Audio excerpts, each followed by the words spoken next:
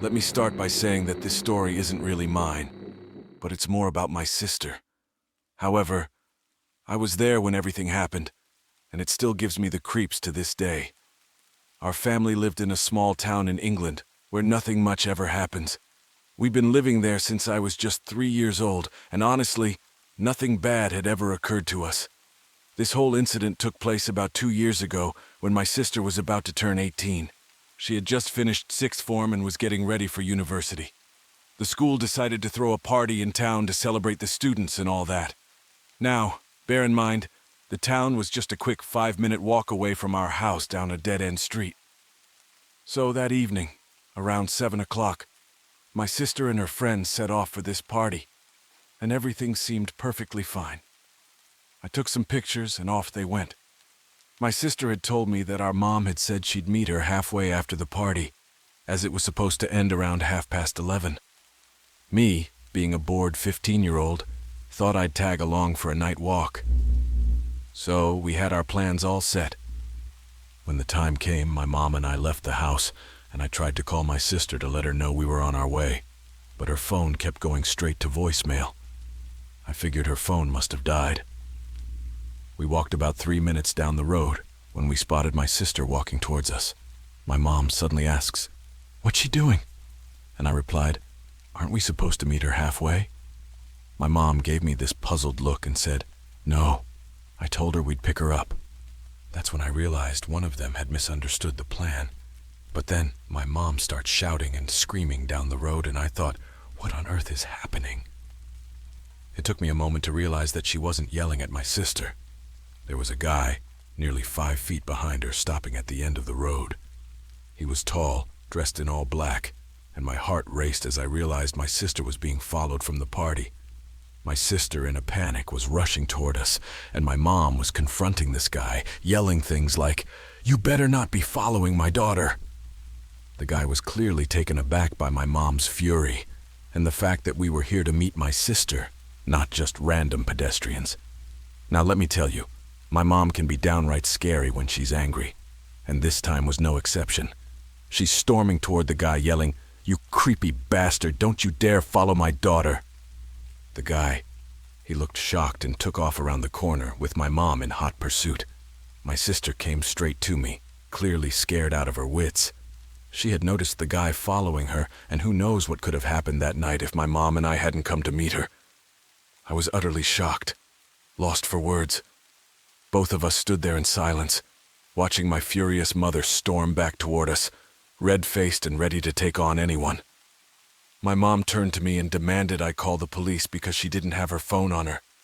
It took me a moment to snap out of my shock and dial 999, but as I was doing that, my mom was pulling us back home, shouting at my sister for not staying in town, and at me for not relaying the right plan.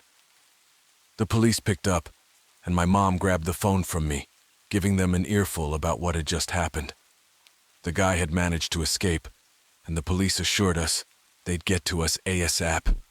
My mom warned the guy that if she ever saw him again, she'd go in for murder. I genuinely believed her at that moment. We got home, and there was this eerie silence. It didn't last long, though, as my mom and sister started blaming each other for what had happened. I just ran upstairs. I didn't know what to say. I couldn't stand when they fought like this. Both were scared and upset, and shouting seemed like their way of coping. The police turned up about 15 minutes later, took my mom's statement, and left to search for the guy. Unfortunately, they never found him. It's messed up because he's still out there, and that's a haunting thought, knowing that someone who had stalked my sister might still be lurking around. Fast forward 2 years, and my mom and sister are doing fine, but every now and then, my mom brings up this story, and it still gives me the creeps. Honestly, I doubt I'll ever stop looking over my shoulder for the rest of my life, and that's pretty sad to admit.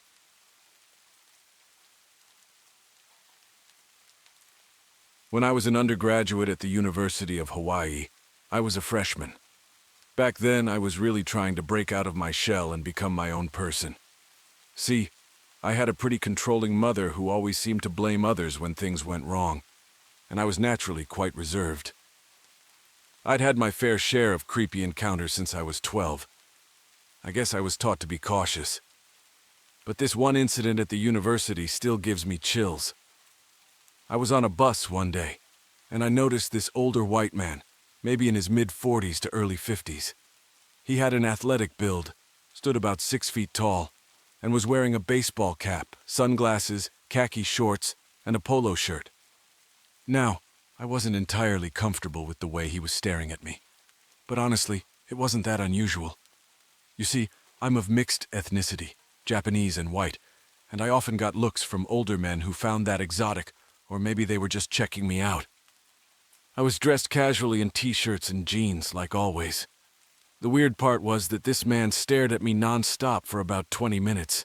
He leaned towards me in his seat, and it made me so uncomfortable that I decided to go to the front of the bus when it was my stop, thinking I'd be safer near the bus driver. Well, that turned out to be a bad idea. As I got off the bus and walked away, I realized that this guy had sneaked off at the back door. I was headed to my neighbor's place, a block from my house, where they had relatives over. I noticed the guy was following me, matching my movements as I moved into their driveway. He still had that fixed, eerie smile as he slowly passed behind the hedges of other neighbors' houses. I was absolutely terrified and felt paralyzed with fear. I couldn't risk getting attacked, and I didn't want people to think I was just some naive kid overreacting. So I stood among my neighbors, hoping he would go away. Even when I reached my driveway, I looked back, and he was still there, just staring, not moving a muscle.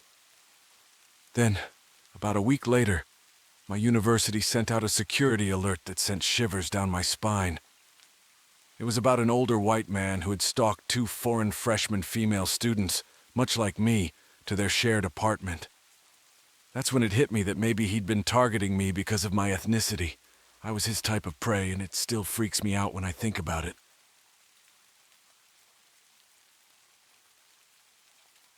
This took place around in the summer of 2014. I just finished my first year of high school, and me, my stepmom, and my little sister decided to go to the community swim at our local community center for the day. So we had fun splashing around and seeing who could beat who in a race on the other side of the pool. Eventually it got late, and the pool was going to close soon since most of the lifeguards and staff had already left. Now I was sitting and waiting for my stepmom and sister to finish getting changed so we could leave. That's when I caught a glimpse of a man sitting on the couches just down the hall on the other side of the center. He looked to be around 60-ish and wouldn't stop staring at me. I should note that I was a teenage male of medium build, so I could easily defend myself, even though the last thing I wanted to do was hurt an elderly citizen. He eventually got up and slowly made his way to where I was sitting, and he sat down facing me and said hello. I just looked at him and said, "Yeah," and he replied with, "So, do you come here often?" I didn't reply as I was tired and just wanted to leave. Then he said, "So, where do you live? Do you live close?" This question got to me a little bit. I mean, why would an old man who randomly sat near me want to know where I live? But I just looked at him and turned my head back in the direction of the change rooms. Then he said something that actually scared me. "Listen, you little idiot. If you don't tell me, maybe I'll go pay those nice ladies down there a visit, see if they know." At this point, it was confirmed that this guy had bad intentions. But right before I was about to reply, they came out of the change rooms, and I jumped up and pulled them out as fast as I could, and we left. After this, I noticed that there was an odd car that kept taking the same turns as us, but I pushed away the feeling, thinking that it was all just in my mind. 2 weeks passed by, and everything was peaceful, at least until I started seeing the guy everywhere. I saw him when I put my sister on the bus in the morning, when I walked home from school, and even outside our house on the other side of the street, just staring like he was looking for something or someone. The very same night I was home alone with my sister, as my dad and stepmom went to a party that a friend was hosting. It was around 10 o'clock at night, an hour after I put my little sister to bed. The phone rang, and I picked it up and asked, "Hello?" At first there was no reply, so I asked again, "Hello, is someone there?" After that, a raspy voice came out on the other side. Hey, long time no see. I recognized the voice. It was the old man. He then said, "You know, you should pay much more attention to your sister. She's not asleep." He then described how my sister was playing on her tablet instead of sleeping. So I rushed upstairs, and sure enough, there she was, playing on the tablet and listening to music. I started to panic and told my sister to hide. She asked me why, and I could tell that she was already scared. I didn't want to make things worse, so I grabbed one of my dad's baseball bats and searched the house and locked all the doors and sat in the living room. Then I could hear tapping, like fingers hitting glass. I slowly turned my head to each window in the living room. I saw nothing but pitch-black darkness. Then the phone rang again. I picked it up and all I could say was, "Stupid." Then he cut me off and said, "You should look out the window." So I got up, cupped my hands so I could see out the window. And there, standing right in front of the glass on the other side of the window, was the old man, a smile wide on his lips. At this point, I was freaking out. I closed my eyes for a second, but when I opened them again, he was gone. I thought I would take this opportunity to call the cops, like I should have done in the first place. The 911 operator told me to stay on the line while they sent some officers to our address. So I went to hide with my sister. I made sure I turned off all the lights so nobody could see inside, and everything felt quiet. It was like one of those scenes in a horror movie right before someone gets attacked. Out of nowhere, my sister started to cry, and I had to cover her mouth so she would stop making noise. But finally, we could hear sirens in the distance. When the police arrived, they found the man hiding under our front porch. They believed the man was going to hide there all night and try and kidnap us. The next morning, I was at my girlfriend's house. A few weeks ago, we'll call her Lauren. We were in her living room watching TV really loudly because her parents weren't home. You can guess why I was there. About halfway through the movie, we heard someone knock on the door. To set the scene, if you walked through her front door, you would be put directly into her living room. So it was really easy to hear. I immediately felt uneasy because it was about 10:30 at night. We just pretended that we didn't hear it and hoped the person would go away. Things settled down for about an hour, but then her dog started to bark again. I looked outside, and I saw the same man standing at the bottom of the porch stairs.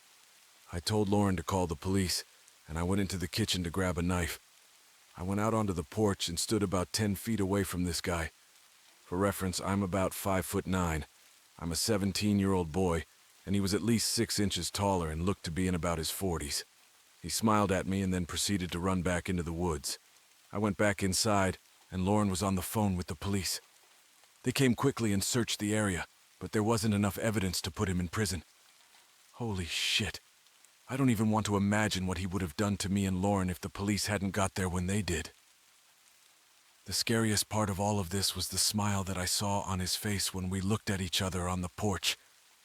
Like he thought that there was no way for us to escape, and that he was thinking about all the awful things he could have done to us. It's been nearly 3 weeks, and I still don't sleep very much. Hello, everyone! If you enjoyed this video and found it helpful or entertaining, please consider giving it a thumbs up and subscribing to our channel. Your support motivates us to create more content you'll love. Thanks a million. And if you've just subscribed, please drop a comment saying I subscribed. We'd love to welcome you to our community.